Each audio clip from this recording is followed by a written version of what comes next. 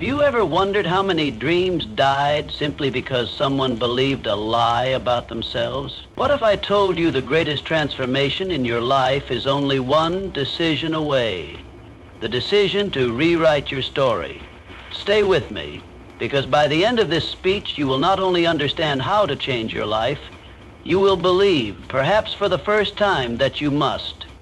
There comes a moment in every life when a voice inside whispers, "This is not who I truly am." It might come after failure. It might come in success that feels hollow. It might come in silence, in the dead of night.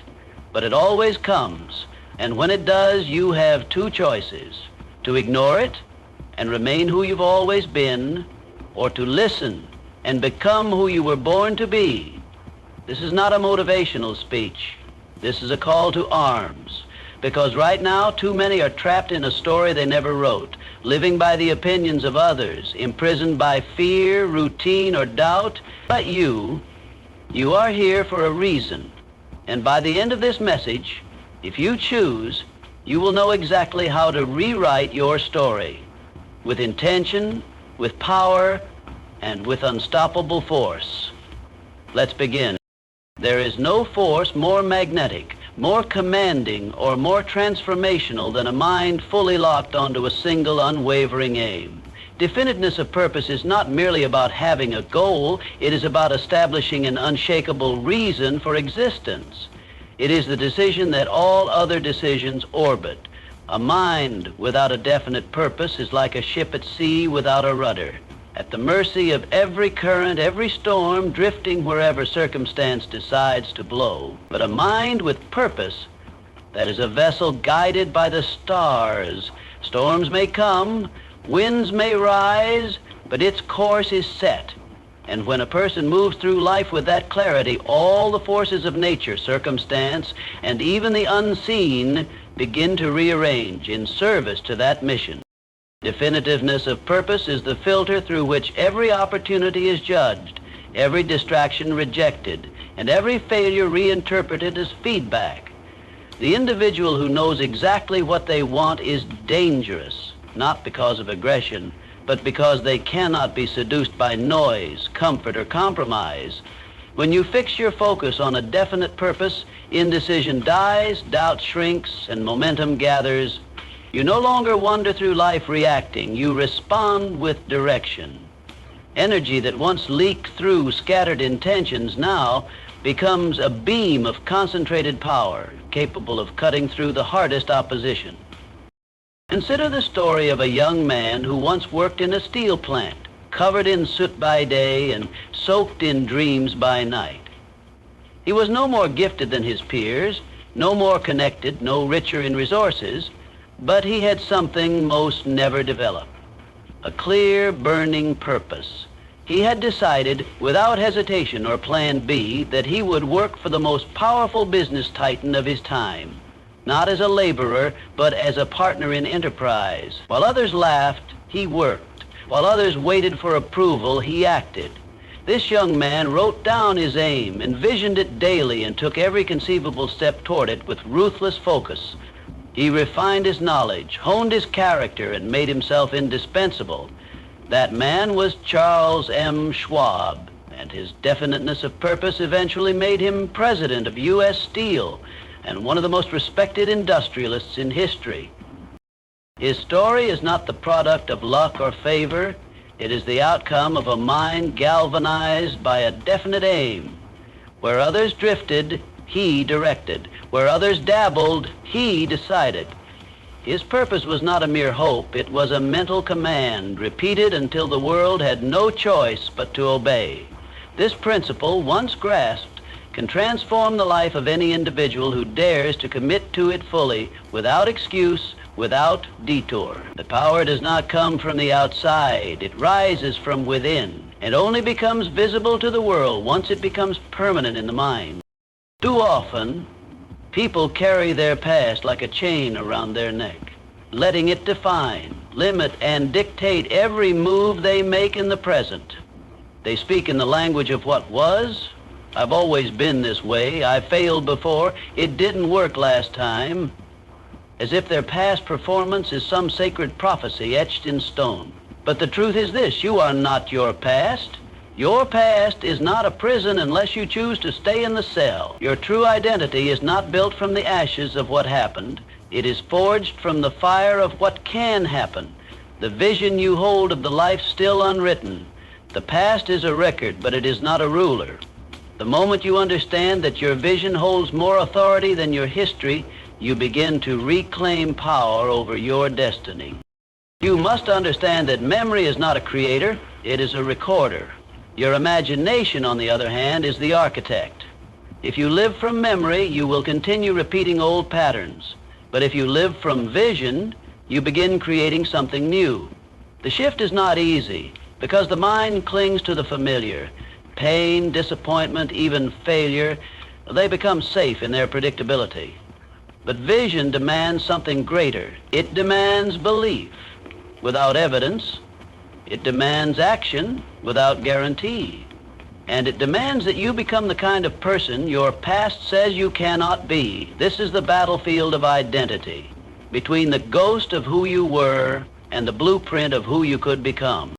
Take, for example, the life of a man who spent the early part of his existence surrounded by failure.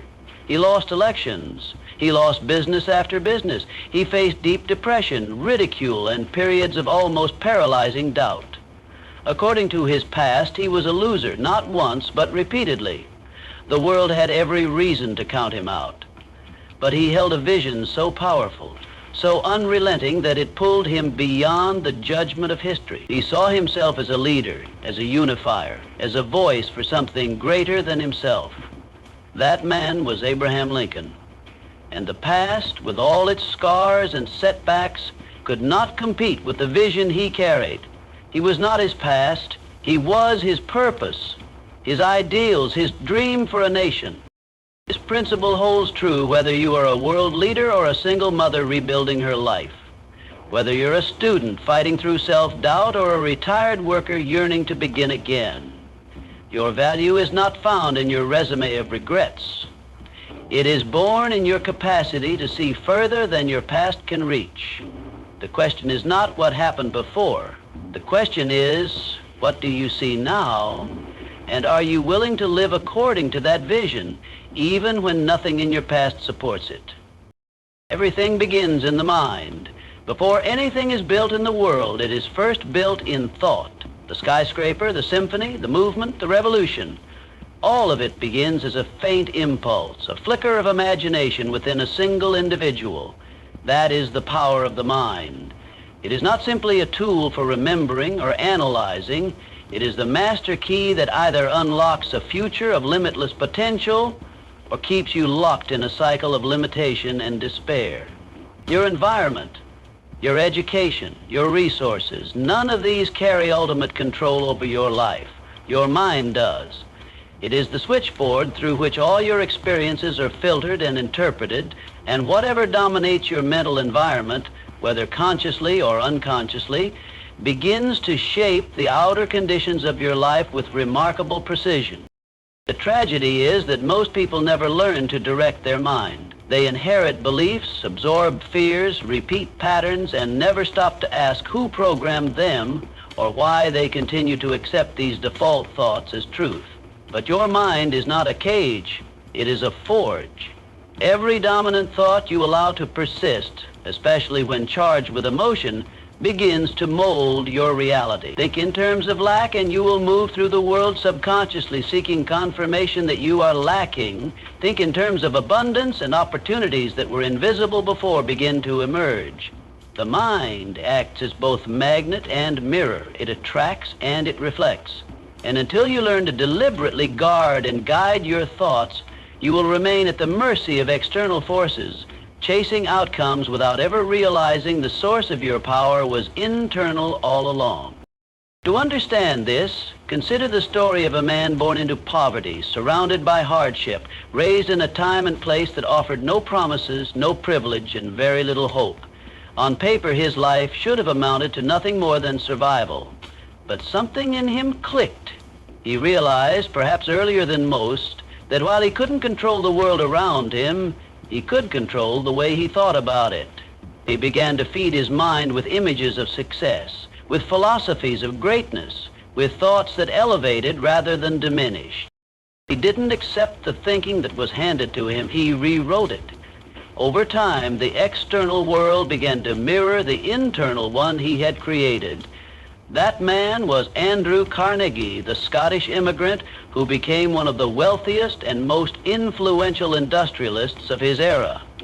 What changed was not his origin, it was the way he used his mind. He trained it. Like a craftsman sharpens his tools, he focused it like a sculptor shapes clay. He understood that riches, power, influence, they are all outcomes of a mental framework built long before the world ever takes notice. Your mind is not a passive instrument. It is an active, living force that either builds your destiny or buries your potential. What you choose to dwell on becomes what you begin to live.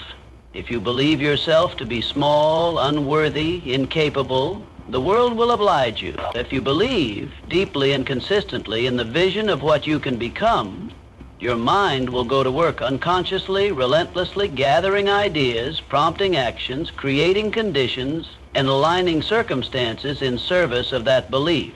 This is not mysticism, it is mechanics.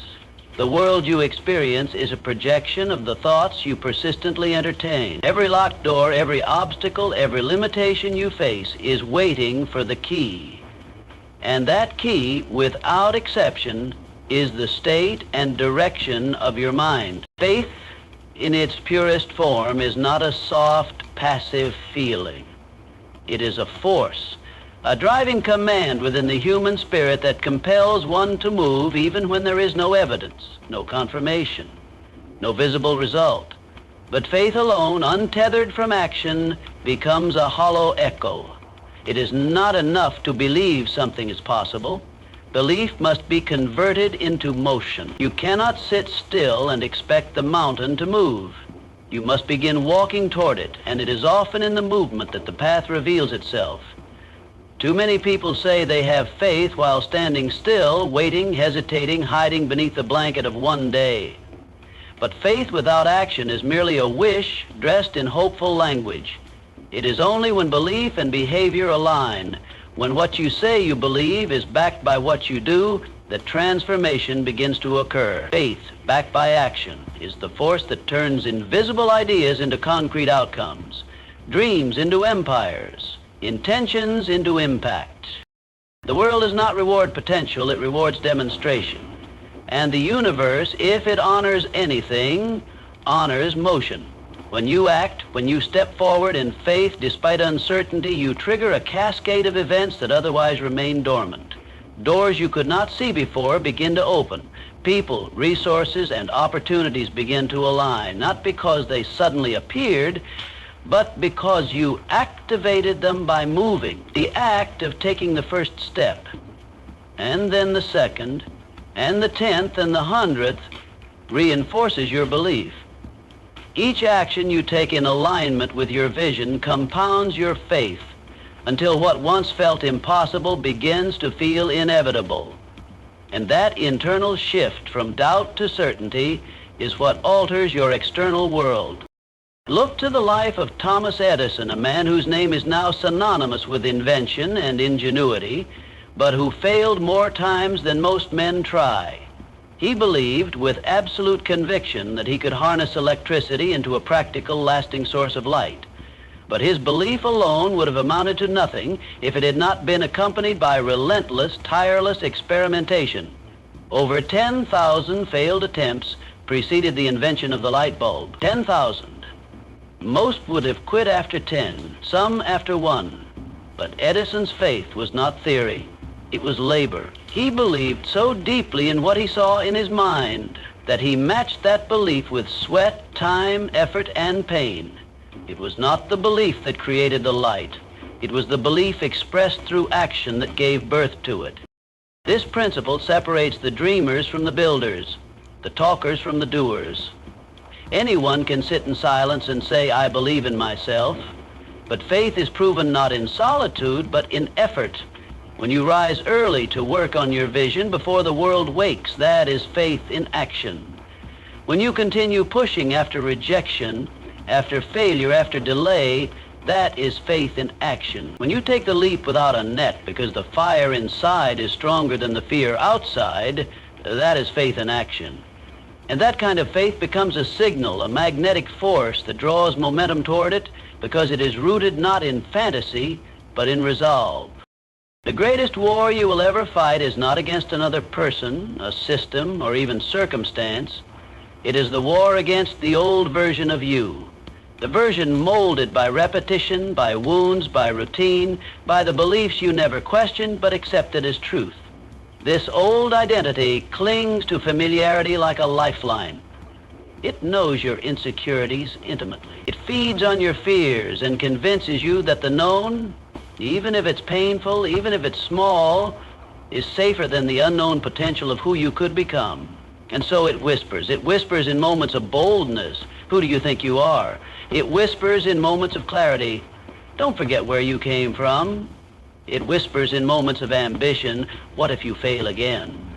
And if you're not careful, if you're not fiercely intentional, those whispers turn into command. You will obey them without even realizing it. The old identity is a master of disguise. It pretends to be humility when really it is fear. It pretends to be logic when really it is resistance. It pretends to be loyalty to your past when really it is sabotage of your future. It is the voice that says, be realistic when you start dreaming too loud. It's the invisible wall you hit when you try to raise your standards. It's the familiar reaction that pulls you back into habits you swore you outgrew. The old identity is not just a thought. It's a structure, a network of emotions, behaviors, and beliefs that support each other like scaffolding. And when you begin to break free, when you reach for more, that structure begins to shake. And that's when the enemy rises, not as a stranger, but as a memory of you. Think of the caterpillar who begins the process of becoming a butterfly. Inside the cocoon, there is no gentle unfolding. There is a complete breakdown of what it was. The caterpillar must disintegrate into a state of chaos. It must lose its form, its certainty, its previous identity. And in that destruction lies the blueprint for transformation. But imagine if halfway through the caterpillar clung to what it used to be. If it said, this is too uncertain, too painful, and tried to reverse the process, the butterfly would never be born. And yet this is what most people do. As they begin to rise, their old identity resists. It fears the unknown. It demands comfort. And if you give in, if you let that old voice reclaim the throne, you go back. Not because you weren't ready, but because you mistook your past self for your true self. We see this in the story of Malcolm X, a man whose early life was defined by pain, crime, and self-destruction. He was a product of the street, angry and broken, locked in both a physical and psychological prison. But something inside him awakened, a vision of a greater self, a more powerful purpose. He began to study, to reflect, to rebuild, and in doing so, he declared war on his former identity. He did not just reject his past, he reconstructed himself entirely, intellectually, spiritually, philosophically. And the resistance he faced was not only from society, but from the internal pull of who he used to be. Yet he stood firm. He rewrote his identity with such conviction that the world could no longer see who he had once been. They could only see who he had chosen to become. That is the path of personal revolution, and the old identity will fight it every step of the way. You do not become the person you desire to be through one grand moment of change. You become through the repetition of ordinary days done with extraordinary intent. Identity is not written in stone. It is sculpted daily through the choices you make when no one is watching. Every habit you repeat, every word you speak, and every decision you commit to is either reinforcing the person you used to be or building the person you are determined to become. The rewriting of your life does not happen once, it happens every day. Because every day you are either affirming your old script or editing it. You are either drifting or directing. You are either repeating by default or redesigning by decision. Habits are the invisible architecture of identity. What you do consistently reveals what you actually believe. Not what you say, but what you prove. If you say you want clarity but spend your mornings in chaos, the old version of you is still in charge.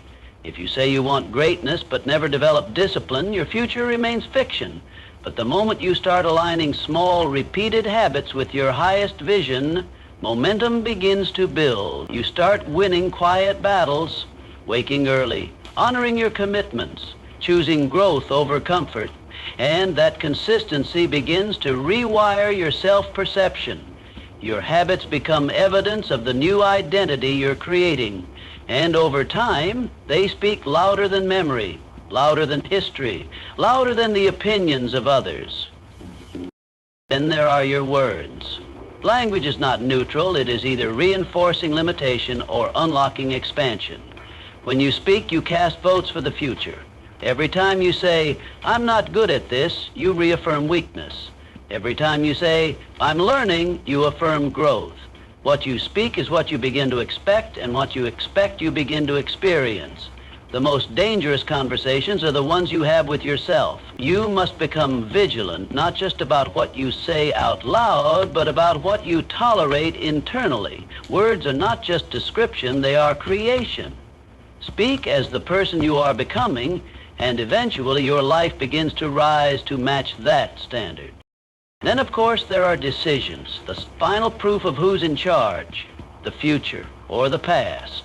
The new version of you will never be built through feelings alone. It will be built by decisive action in moments when feelings scream otherwise. Decisions to show up when you don't feel ready. Decisions to stay committed when quitting feels easier.